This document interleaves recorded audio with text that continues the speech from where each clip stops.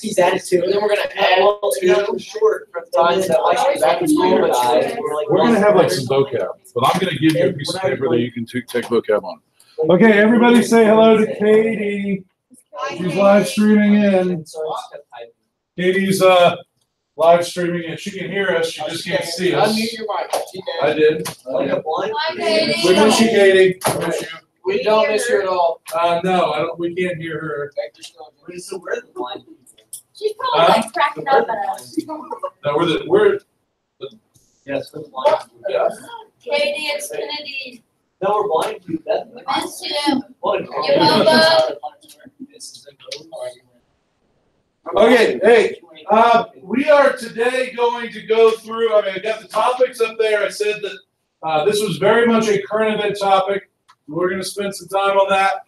There's really just a couple of like vocab terms that I want to make sure that we can define, that we understand how the process works. I've got a couple of clips that I want to show you. These are news clips that are tied to modern day issues of gerrymandering that we're dealing with. And then at the when we get here tomorrow, we're going to apply this knowledge in a practical way. The question is, I'm going to let you make the decision here, is our application method. Is it going to be paper, colored pencil, or video game? What we do tomorrow. Tomorrow we're going to have an application, a simulation, however you want to call it. And I have got a paper, colored pencil option, or I have got a video game option. This is a democratic process here. So how many, all those in favor of paper and colored pencil? I'm shocked. I'm shocked. I would rather do that. You really? Yeah. Or maybe, you know what, maybe I'll just bring them both in and you can just choose. Yes.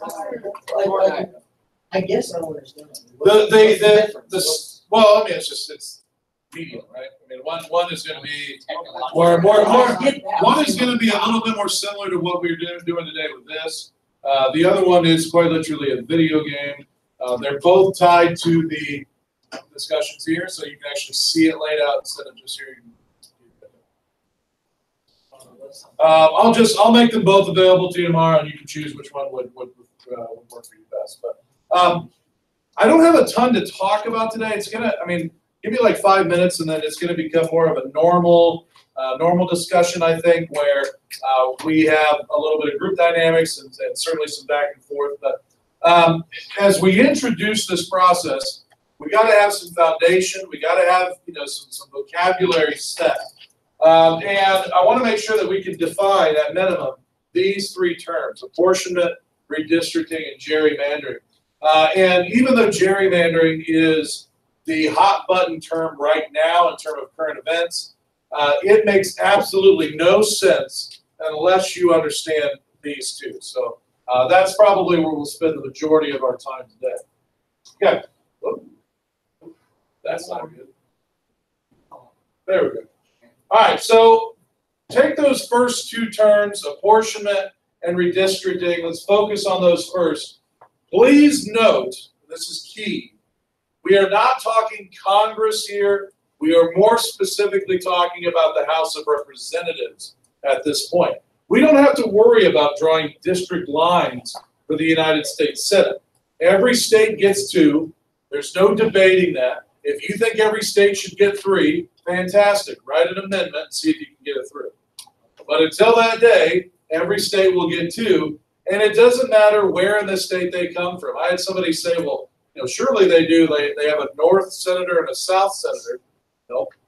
You could have 2 people that live next door to each other become United States Senators, and that's perfectly okay. So the Senate, not part of the discussion today, just the House. Now, what we know about the House is that the number, and I mentioned this yesterday, the number of seats that each state gets is flexible. I have a map over here behind Addison that is technically about the Electoral College, which we'll get to eventually. That's the method in which the president is chosen. Each of those states has a number in it. That number reflects the number of senators plus the number of representatives within a state. So even though it's for the Electoral College, you can look at that map, subtract 2 from the number you see in a state, and you can see how many representatives each state has. DC does not have any senators. They do not have any representatives. They do have Electoral College votes, DC 23 Amendment. But no, they don't. They do have people that go to the Senate and to the House to give them a voice, but they don't have any vote. And that's why if you go to DC now, a lot of the license plates. I don't know if you guys, most of you drive. Your license plate, you could get like the "In God We Trust" license plate in Indiana. Or they used, when I first was driving, it said like Crossroads of America, but it'll have a slogan on it. In Washington, D.C., a lot of their license plates say taxation without representation. The old Revolutionary War phrase that they used to use. And it's actually pretty true. Like people in D.C., they're citizens, they pay taxes like anybody else, but they don't actually have anybody with a voting voice in the Senate or the House of Representatives. I digress. Thanks, guys. You're fine. But other than that, each number in those states, subtract 2 from it, and you've got the number of representatives that a state gets. So Indiana's got 9, goes as high as California that has 53. So apportionment is determining how many seats each state is going to get. The magic number is 435.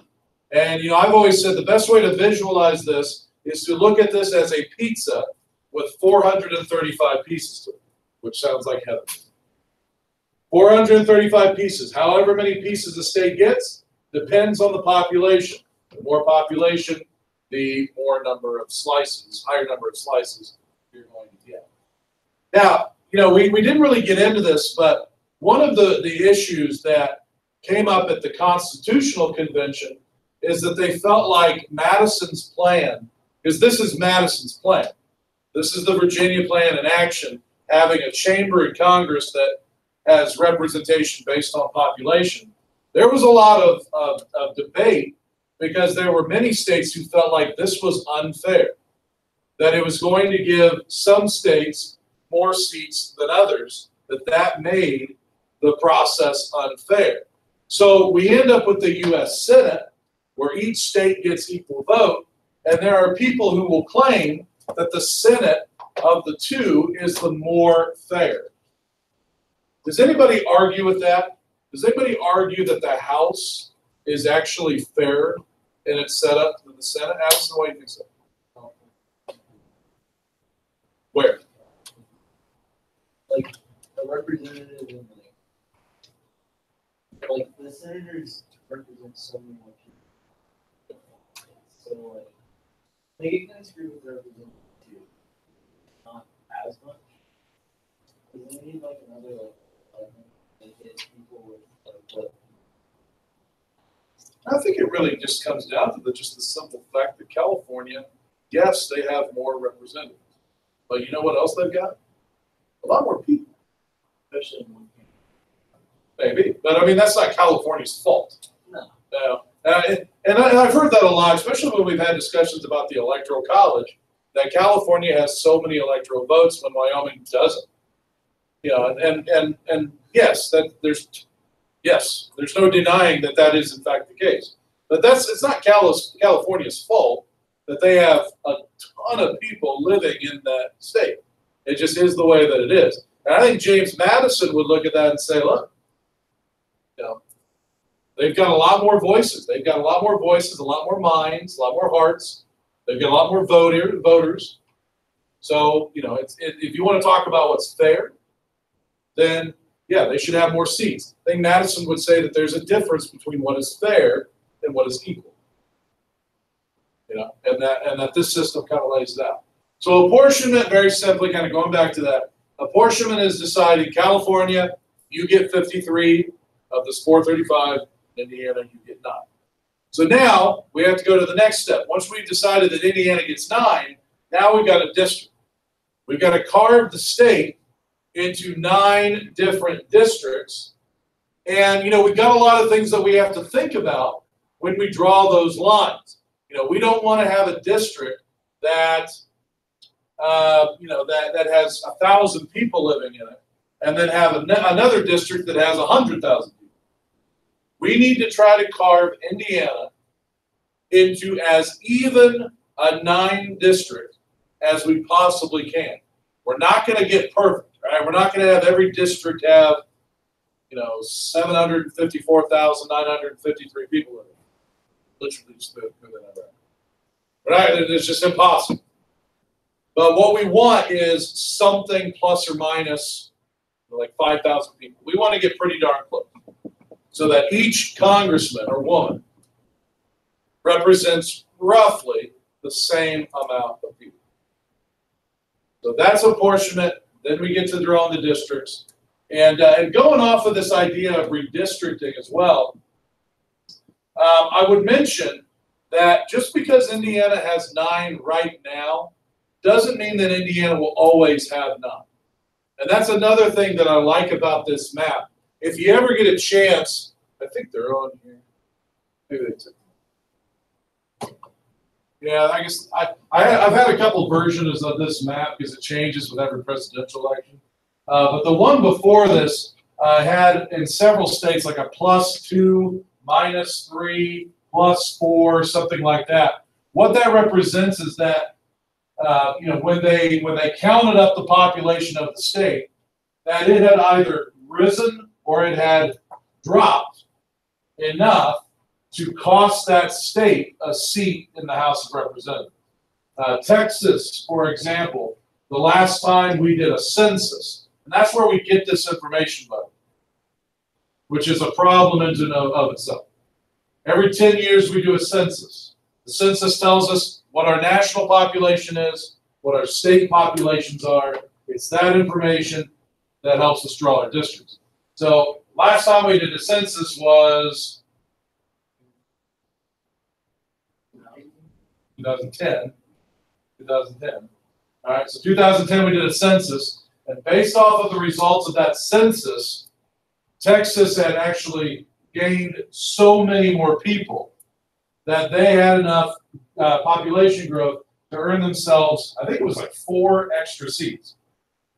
Now, those 4 seats have to be drawn from somewhere. So there were some states that lost 1 or 2, their population dropped. Yeah, or maybe it just didn't match up. But the number here can change depending on how population fluctuates. Now, the goal here was always, this was in the Constitution, you can see the phrase in Section 2, 1 person, 1 vote. Obviously, we're not going to be able to achieve that, so the goal is to be as representative as we can.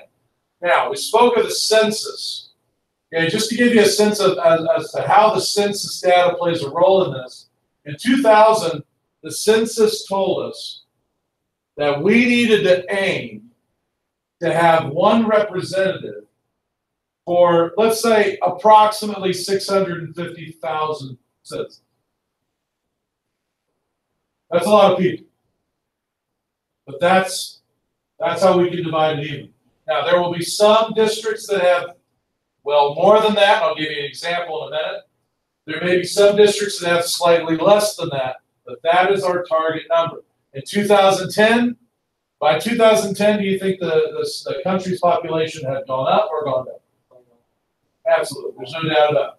So it had gone up dramatically to the point where now the new target number, and this is still the target number that we are dealing with right now, that we are trying to gain a district for every 710,000 citizens. Now that may not, you may look at those 2 numbers and say, that doesn't sound like that big of a jump. We're talking about basically what, 60,000 people? Multiply by 435, 60,000 by 435. That tells you roughly how many more citizens we have between 2000 and 2010. And it's not even close to the actual number. All right, the census is a huge problem. I mean, that we use this as the way to gain our information. Here in the next year or so, the U.S. government will be gearing up to conduct the 2020 census. And when they do, you guys know how we conduct the census? No. We mail it out sometimes. But for the most part, the census is conducted by people going door to door. Knock on the door, boom, boom, boom. Yes, how many people do you have living in your home? 5? Okay. Right now. Just go door to door. So as part of this, the government will start hiring people to be those door-to-door information collectors. And their job will be to literally go from every door to every door, knock on the door, and gain that information. There's a slew of issues with this process. That's a possibility. Who are we hiring? Hey, Addison gives us one. We'll be hiring some sketchy people here. What's another problem? New voice. What's another problem we might have? No doubt about it, right? Oh yeah, I got 12 people living in there. Or maybe they've got 12 people living in there, they don't want anybody to know that. Yeah. So we might have, oh, I got, just me and my wife, or something like that. Someone knocks on the door from the government. How do you feel living here? Well, and what's the other issue when somebody goes to the door? Are they going to get shot? Or they don't answer? Well, they don't answer.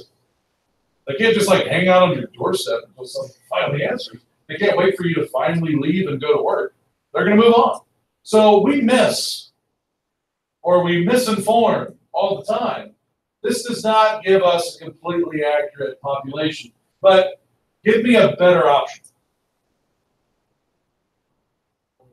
Sure. Okay, let's mail them a letter. What's the problem there? No, seriously, let's mail them to mail back. Yeah, right. You know what I typically do when I open the mailbox and I see something from the government? I toss it. I've got a trash can in my garage. Unless it looks like I better open it, I'm probably going to toss it in the garage. My mailbox, my trash can, it gets filled with people running for political office. They send me a flyer. Here's why you should vote for me. Phone numbers. Huh? Phone numbers. What about it? That's what. A call people? No. Count the amount of phone numbers. Yeah, then you can't get children. And how many? You know how many landline phones I have in my house? Oh, it's like national numbers. Think about you and your wife both have different numbers. Yeah. No. So that's going to get you 2 people. Yeah, I know. That's where. Not going to get you my 2 votes. Yeah, right. So I mean, I have no problem looking at and identifying issues, but when it comes to complaining about them, I like to have a better idea in mind. So I don't always, this is sort of where I complain about the census. But I don't have a better idea in mind. Oh. Yeah. Whiteboard, sticking outside the door. Right, how many people live here? How do that? Or if we make it a fine, you have to know something back. Well, that's. You get into others. That's an option. I feel like it kind of comes back to the idea of requiring people to vote, which some countries do. Australia requires you to vote by law. But that's a national. They do. It should be a national rule. I think that's an idea worth discussing. I say a lot of times, I'm a big fan of removing excuses. An excuse I hear all the time when somebody says they didn't vote is they couldn't get there. Polls are open from 6 to 6.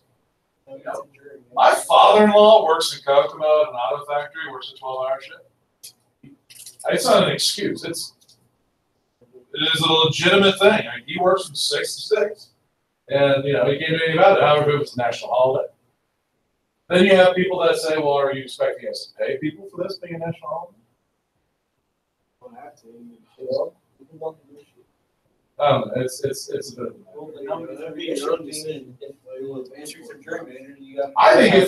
of personally, I think if Americans really truly understood like how important this was, even the census, they would play ball with it. There's like a disconnect. We just cannot get through to Americans why it's so important. How does it work with like people at college too? Excuse me? Oh, that's a good question. And then, I think the other problem is you're hiring people to go door to door. What if they go to your door? In 2010, I wasn't in college. I was working here. I never had a single person come to my door. Only 58% of eligible voters voted during the 2016 election. Yeah, it's trash. No, hey, in 2008, we had the highest voter turnout that we have had since 1896. People were going nuts. It was 63. 62%. 62%. I mean, you know, and we were like ecstatic about this. You know, and you got 62% of class, you're freaking out. Here we are, we're jumping up and down. Yeah, we got 62%. It's awful. And I'm going to tell you right now, if we don't have high turnout in November, I mean, I think that tells us everything we need to know, because this is going to be one of the more contentious elections we've had in a long time. And there's a lot of stuff up for debate and on the line. And if we can't get people to vote for this election, I don't know. All right, hey, I want to go back to this because I want to make sure we have some time to get through some of these clips I want to show you. I talked about some exceptions to these rules, you know, these hitting these targets. You know, a state like Montana, Montana's population in 2010 was right around 990,000. So they certainly have enough to get themselves one congressman, but they don't have enough to get two. So that congressman is going to have to represent roughly 300,000 more people, or sorry, 200,000 more people than, I was looking at 2,000, roughly 200,000 more people than they would in, you know, say Indiana. So that's an exception. You have these issues you can see on the board here. We've got several states that have 3, the Dakotas, Wyoming. You know what's funny is Rhode Island gets 4. Rhode Island has more people living in it than Montana, Wyoming, and the Dakotas. It's funny. Considering that you can walk across Rhode Island in a day and a half. Yeah, really. Yeah, That's really. sad. Yeah. Like Yeah, you you really accidentally drive through. So it's insane. Yeah. But that tells you just how few people live there. All right, I want to show you these maps. The map on the left is the redistricting map in 2000 for the state of Indiana. We have 9 districts. We had 9 in 2000. We had 9 in 2010. I don't know, honestly, where it'll shake out in 2020. But, you know, just take a look at the shapes of these districts. And what do you notice? Yeah. See number 4 here? And number 4. Actually, number 4 is pretty wonky and it's obvious, but look at number 2. This is okay. Then you get this little teardrop here. Okay, separating the main part of District 2 to that is a half a mile. Okay. Do they separate it by counties? Okay, that's a good question. Let's talk about how these maps are laid out. Now, they don't care about having an entire county necessarily inside one district. What they care about more than anything is the number of people living in that district. And knowing that, one on the left, we're striving to get around that 650,000 number. Here, population had gone up 2010, so now we're striving to keep it around that 710,000 plus or minus, you know, some. But so I will say 2 things. Number 1, to Josh's point, no, they're not necessarily. If they can, Josh, they will. But it's not a guarantee. They may have to split up a state. If I go back over here, this one's not quite as easy to tell, but here's Madison County right here. And this like area right up here was Howard County, where Kokomo's located. Howard County at that point was split into 2 separate districts. So depending on where you lived in Howard County, you might be in one district or the other. Here, they've done, I think, a much better job of keeping counties together. There are some exceptions. For example, Scott County down here, half in 9, half in 6. District 5, Blackford County, you've got half of Blackford County in 5 and half of it in 3. You know, but they're doing the best that they can. The other thing I would point out is you may look at some of these districts and say, you know, it looks like a drunk toddler drew them. You know, you got to understand, like there is no, I don't want to say there's no possible way, but the idea that you're going to have perfectly shaped districts and perfectly smooth lines is ludicrous. You know, you can't do it. So when I look at this map and I look at a district like 6, which is what I used to live in, or I'm sorry, it's what Madison County used to be in. District 6 way back when was Mike Pence's district. He's from Connersville, which is right about right. So that was his district. Now I look at that and I say, okay, that's not a perfectly shaped district, obviously. But I wouldn't look at that immediately and say, that's been gerrymandered. That's been screwed around with. That's been drawn in a weird way for a reason. I go over here though, and I look at District 4, and I look at District 2, and I immediately think that's been messed with. It's been drawn to benefit a party. So that's the term that we'll be focusing on for the next 2 days. Right? That's gerrymandering. Okay, so I'm going to show you a first clip here, and it does, I think, a pretty solid job of explaining to you what gerrymandering is and why it is called gerrymandering, who it is named after. But what we'll do after we watch this is we're going to go back to those maps, and we're going to see if we can, see on an actual map of Indiana how this was done. Yeah, John. Is this where we got like the jerry rig thing from? So some pro use jerry rig? No.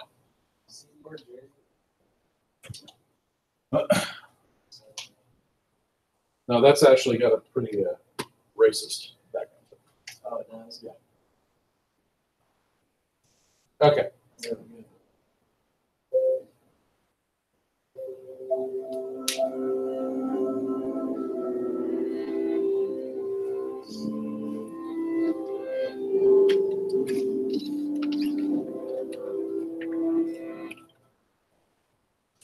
Most people have heard the word gerrymandering once or twice, probably during the presidential election. What exactly is gerrymandering? Essentially, it's the process of giving one political party an advantage over another political party by redrawing district lines. It's like Democrats trying to gain an advantage over Republicans, or Republicans trying to gain an advantage over Democrats. You see, each party wants to gain as many districts as possible so they can do things like control the state budget or set themselves up to win even more districts in the future. So, to understand how this process began and how it continues today, we must go back to 1812 in Massachusetts. Aldrich Gerry, the governor of Massachusetts, supported and signed a bill to allow redistricting. That is, redrawing the boundaries that separate districts. The catch? The new lines would favor Gerry's own political party, the Democratic Republican Party, which no longer exists. You see, Gerry wanted his party to win as many state Senate seats as possible. The more members of your party who vote, the more likely you are to win an election. The new lines were drawn to include loads of areas that would help Governor Gerry in the future. They were so strange looking that someone said the new districts looked like a salamander. The Boston Gazette added Gerry's name to the word salamander, and voila, gerrymandering, the process of dividing up and redrawing districts to give your political party an advantage. So how exactly does someone go about protecting their own political party and actually gerrymandering a district? There are 2 successful practices: packing a district and cracking a district. Packing is the process of drawing district lines and packing in your opponents like cattle into as few districts as possible. If more districts equals more votes, the fewer the districts there are, the fewer votes the opposition party will get. Packing, then, decreases the opponent's voter strength and influence. Cracking is the opposite, taking one district and cracking it into several pieces. This is usually done in districts where your opponent has many supporters. Cracking spreads these supporters out among many districts, denying your opponent a lot of votes. When you have a large number of people who would generally vote for one type of party, those votes are known as a voting bloc. Cracking is a way to break that all up. So when would a party choose to pack their opponent's districts rather than crack them? Well, that really depends on what the party needs. To dilute your opponent's voters, you could pack them into one district and leave the surrounding districts filled with voters of your own party. Or, if you and your party are in power when it's time to redraw district lines, you could redraw districts and crack up a powerful district and spread your opponent's voters out across several neighboring districts. So, Governor Gerry in 1812 wanted to gain an advantage for his party and redrew district lines in the state in such a crazy way, we have a whole new word and way of thinking about how political parties can gain advantages over their opponents. Politicians think of creative ways to draw districts every few years. So the next time an election comes around and politicians ask people to vote, be sure to look up the shape of your district and the districts that surround it. How wide does your district stretch across your state? Are all the districts in your state relatively the same shape? How many other districts does your district touch? But always be sure to ask yourself, does my district look like a salamander?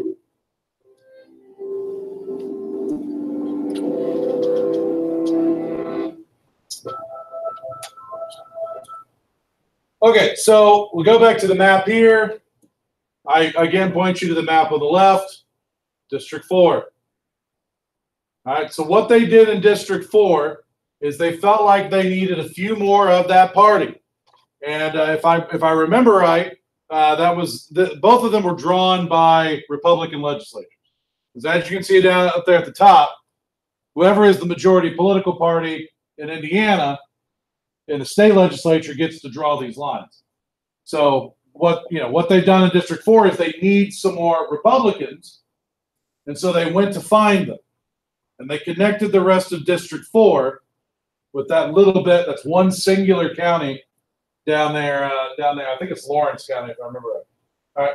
All right. So that to me screams gerrymandering. And before you start thinking, this is a Republican thing, I could show you other states where Democrats have done the exact same thing. Both parties do this.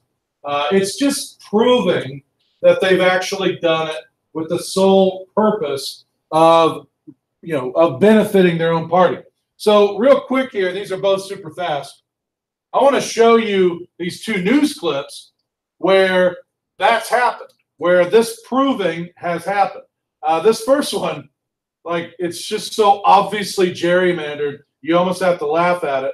And then the other one is North Carolina. This just came through earlier last month, so early August. So we're going to watch these both just real quick here. I will point out that this gerrymandering one, I can't find the clip anywhere else. It seems like it's coming with this campaign ad. I'd like to point out that because this ad is showing, it in no way says that I endorse Joe Donnelly. I just couldn't find it. What do you mean you're voting for Mike Braun? You got to be crazy. Mike Braun is not out for us.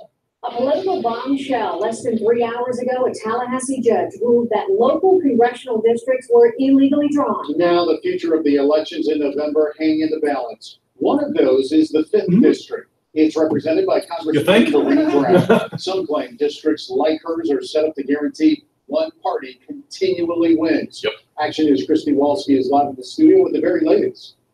The ruling came down just within the last couple hours. We were actually the first to tell Congresswoman Brown about the decision from the circuit judge, a ruling that means her district will need to be redrawn. Some congressional districts across Florida could soon be changing. Thursday, Judge Terry Lewis ruled the Republican-controlled legislature broke the law in 2012 when it drew the state's political maps. Now Lewis is ordering 2 districts be redrawn, including that of Congresswoman Corinne Brown. We called her tonight for comment. Well, I'm disappointed. And of course, I strongly disagree. And, this is just step one. First of all, the legislature that drew the district had a series of hearings all over the state of Florida. Over 18 months, they had hearings. It was both in the House and the Senate. It was passed and signed by the governor. And so for 1 week of a trial, supposed to be, and an activist judge making this decision, well, it's just a step one. The ruling is not likely to impact this year's elections. Look at that district. I mean, is expected to repeat. Live in studio, Christy Walski, Fox 30 Action News. If the lines are redrawn after appeals play out, any changes to Brown's district are likely to have a ripple effect throughout the rest of the map. All congressional districts are to have equal populations. All right, so there's that. And then this is, like I said, just early August. Legislation. Judges in North Carolina struck down a redistricting map created by Republicans, concluding that it was drawn unfairly to favor their party and weaken the impact of votes for rival Democrats. The ruling by a 3-judge panel Monday also appears to indicate that not only should the Republican legislators responsible fix the problem, they should do it soon before people vote in the November midterms. Their deadline to submit a resolution is due Thursday. And while this is a state issue, it has national implications as both parties battle for control of Congress. Democrats hope to pick up 23 seats this fall to become the majority in the House, an outcome that could impede on President Trump's agenda. Among some of the suggestions from judges were holding state primaries in November with new district lines that don't lean Republican, and then holding a general election in January 2019 before Congress starts up. If this all sounds familiar, that's because the panel reached the same decision in January. Then the case made its way to the Supreme Court, which sent it back to the panel to decide whether the plaintiffs had legal standing to sue. So I would throw that out there. You heard there at the end. This, sorry, hold on. Bill Bredesen supported. This North Carolina case made its way to the Supreme Court. And the Supreme Court said, you know, look, we're not going to make a decision. Whatever the North Carolina decision is, that's what we're going to roll with. So when they issued this in August, just last month, that's not going anywhere. It's not changing. It's done. So just, you know, we got a few minutes here. I want to turn to this paper that I gave you. All right, if you want to work, you know, together, that's fine. But this should be a pretty quick thing. I just kind of wanted to give you like a visual heading into tomorrow of what we talked about here. So it should be on the front that says now, or I'm sorry, the front side that says background. If you're not on that side, turn to that side now. It says background on it. So read with me. Background below, we have a congressional district. It just so happens to be an ideal district with exactly 50 people living in it, 30 of which belong to the X party and 20 belonging to the S party. Better yet, they are laid out with 30 X members on the left, 20 of the S members on the right. What I want you, and if you want to work with somebody, you can. We're gonna leave that map alone. We're gonna do the next 3 maps with the instructions here. So on this first one, let's say we need to divide this state into 5 districts. So we're gonna redistrict this. Each district will send 1 rep to the House to represent the people. Ideally, we'd like for it to be proportional. 60% of our residents are X, 40% are S. So let's divide the seats up that way. So in the table below, divide the state into 5 districts that will reflect this perfect representation. Forget the colored pencils, we don't have time. But 1 person at least, if you're working with somebody or if you're doing it on your own, whatever, 1 person, draw this.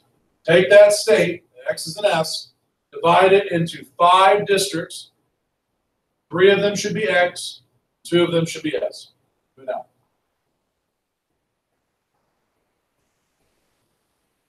Don't overthink it.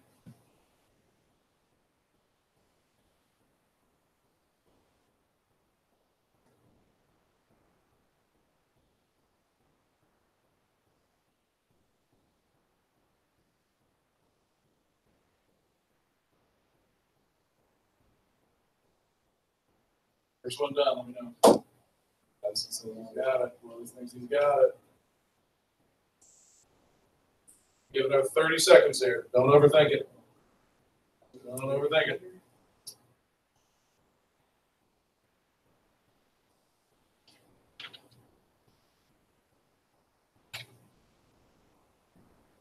Remember, 2 of these districts have to be an S majority. 2 of these districts will only need to be an S majority. Do we have to mix the X's? Nope. We're going to just kind of mention this all together. We good here? Okay, so there's a super easy way to do this. Anybody figure out like the super easy way? Yeah, How about vertical lines? Vertical columns? An X column, an X column, an X column, an S column, an S column. There you go. That's it. That gives you 3X. Is that what you did? Some of you overthought this, didn't you? I got a little bit of dots here with my You got it. Some of you overthought it. Thank you very much. But you see what I mean when I say 5 vertical columns? Yeah. Yeah, that's the easy way to do it. Right? Now, that's the perfect situation. Now let's screw it up on the back. Okay, so the next scenario, I've given you the exact same map. Let's say that the X party controls the state legislature, and they are in charge of redistricting, just like here in Indiana. So they would like to see, we don't want any of these, we don't want these 2 S districts, screw them. We want 5 X districts. 5 X districts. So draw the map in a way where it would guarantee that an X would win in all 5 districts. Willie, this should be really easy for you. You put the cart before the horse. Or credit on the first one I was thinking about.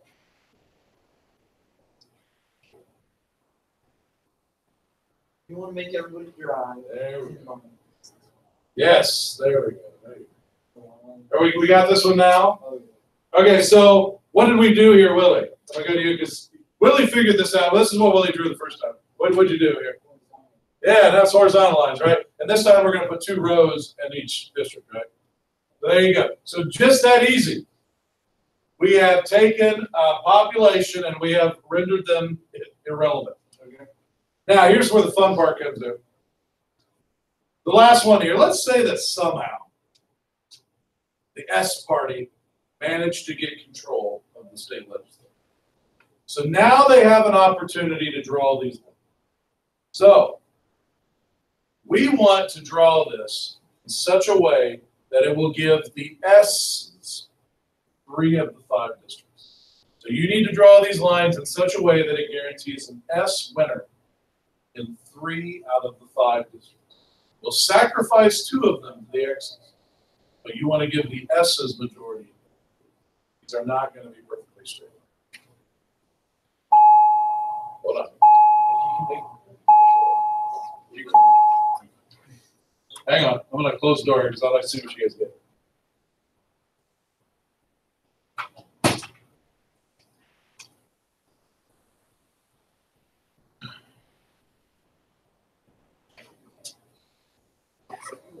Hey, anything you got? You got Addison, you got it?